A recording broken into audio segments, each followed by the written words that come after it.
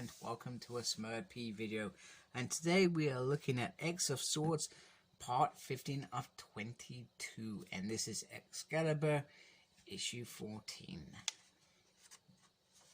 So we begin with I feel like a really nice moment. So when Jubilee first came on the scene back in the early 90s or late 80s, trying to think which one it was, I find it matter. Betsy was it was her, Betsy, and Wolverine. Now her and Betsy didn't exactly hit it off, and they would probably wind each other up more than often. So we get this nice moment where Betsy reaches out to her friend, and probably one of the last things she talks about is that don't come to the Citadel, and I'm in there and I'm about to do a duel. Then we see Iska come to see her fellow combatant, and she says there's time not to humiliate yourself and avoid certain death if you just surrender and it's done with, because you can't beat me. So Betsy probably rattled, you know, she's facing Iska the Imbeaten. Now you don't get a title like that without some Illuminati.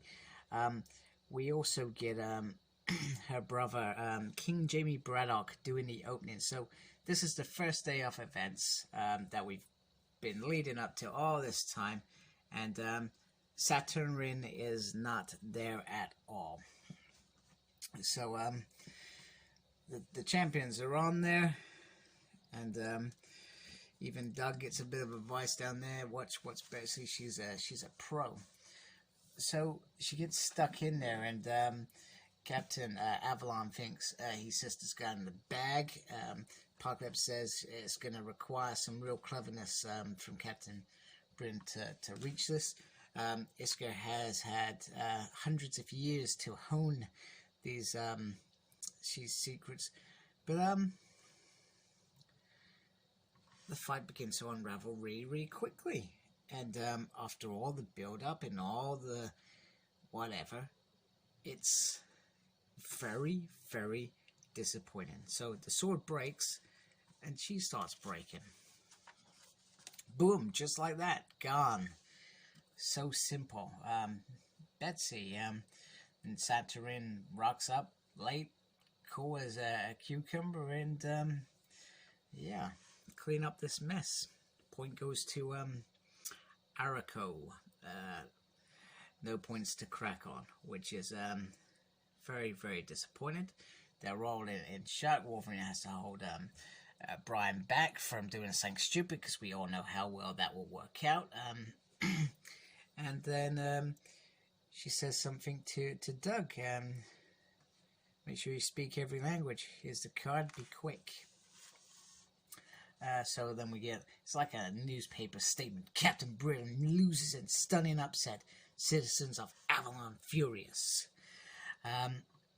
So Doug starts getting dragged away really quickly. So Betsy's just died, and I don't believe that Betsy's dead.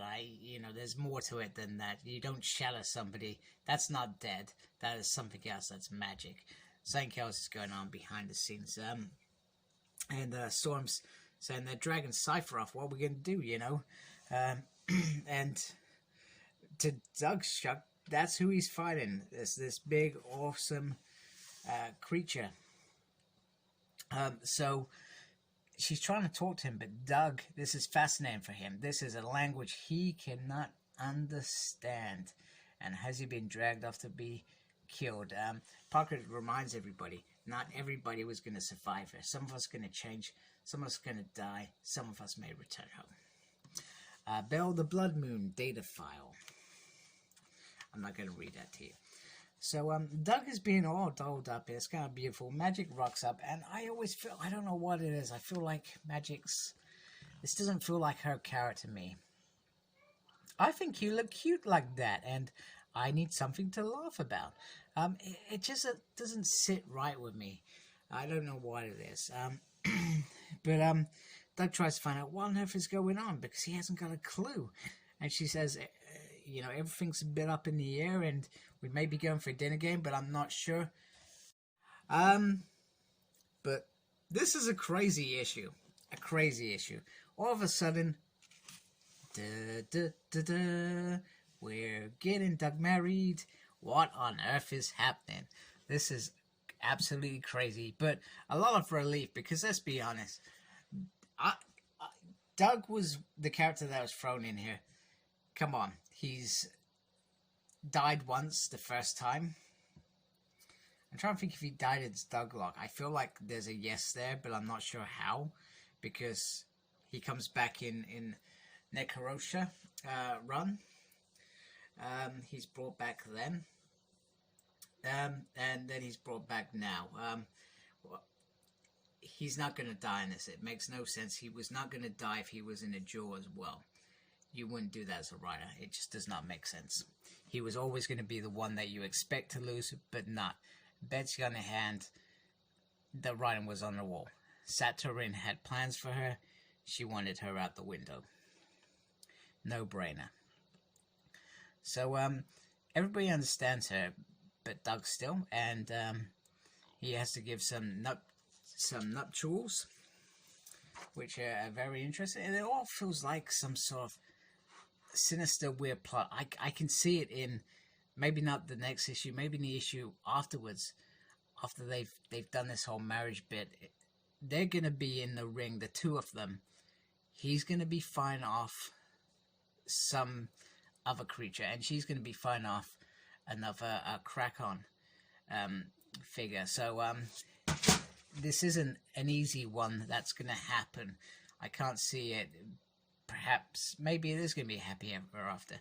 Maybe they're going to build up this relationship over a couple of issues and show that maybe he actually loves her. Anyway, moving on.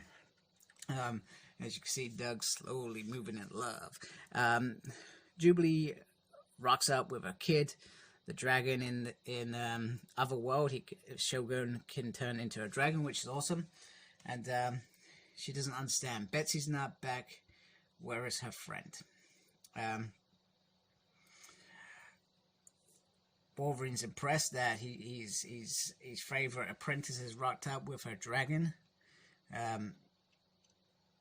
Apocalypse is conscious, but the other thing is, Apocalypse says, "I'm scanning her thoughts." What on earth is that about? When has Apocalypse ever been a psychic? Somebody tell me. I've never witnessed him being a psychic. I have no idea who has put that in. I'm scanning her thoughts. I don't know. Is he using some sort of technology? Please, somebody explain what on earth is happening. Have I missed something? Maybe I have. Storm goes off to talk to her friend and try and reason with her. Meanwhile, Doug is keen to be on the same wavelength and talk about the same language with his new wife, and he's talking an awful lot, and he wants her to talk back, and he says, "Please don't hurt that dragon," as she gives him a nice little smoochie. Saturin says, if they come in here, Jubilee's head is coming off, and Wolverine says, "Oh, my dead body." So they try to resolve it, and it's going wrong, and well, Auntie Opa takes control of the dragon, and there's some fireworks, and Jubilee's about to get bucked off. However, Storm saves the day. Unfortunately, her dragon is susceptible to magic and is under her spell, and that they're lucky that Jubilee wasn't brought back, because, well, I would have killed your mama. And you know what? She thought that both of these were going to become a pair of losers, and they both got a point each, and they will tell if they remain happy about their victory. Should we cut the cake? So, Ariko 2, Krakow 1 after day 1 of the festive. So, yeah, certainly a strange issue. I like it. I feel like it's really cool that they've spun things around, that not everything is going to be a straightforward fight. I really like that. So this whole Jaw of Swords thing, I thought, it's just, it feels a little bit, I'm going to say it, lazy, in my opinion, to create something so easy. Oh, you're all going to be in a contest and you all get to fight each other. It's lazy. Let's be honest. It's lazy. When Jonathan Hickman is a very intelligent writer, and he's done wonders with this X run already as a whole, and I think a lot of us have enjoyed it. Something better could have come from it. But I've also got to say that we've never experienced anything like this in X history. So this is also very cool because it's something completely different. It's something we've never had. And it's not a rehash of the Phoenix and blah, blah, blah, blah, blah, blah. So there's lots of pros and cons to it. So, yeah. So this little spin with the wedding has made this nuts. It could have been really easy for him just to have each of them fighting as a victor and this is how they run and blah, blah, blah. But he's done something different already in one issue.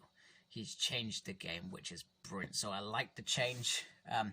Really enjoyed it, and I'm looking forward to the next issue, which I'm hoping has more fighting, more challenges, and more weird crap in it. So thank you for watching. Like, comment, subscribe to my channel. Follow me on Facebook. My page is SmurtP. Follow me on Instagram, Cyclops Smurd. Follow me on Twitter @SmurtP. And as always, embrace the geekiness. Take care. Goodbye.